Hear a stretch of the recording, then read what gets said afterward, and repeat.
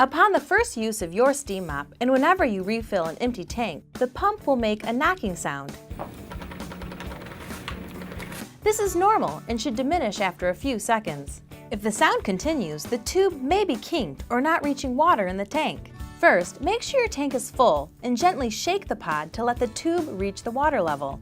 This should get rid of the knocking noise.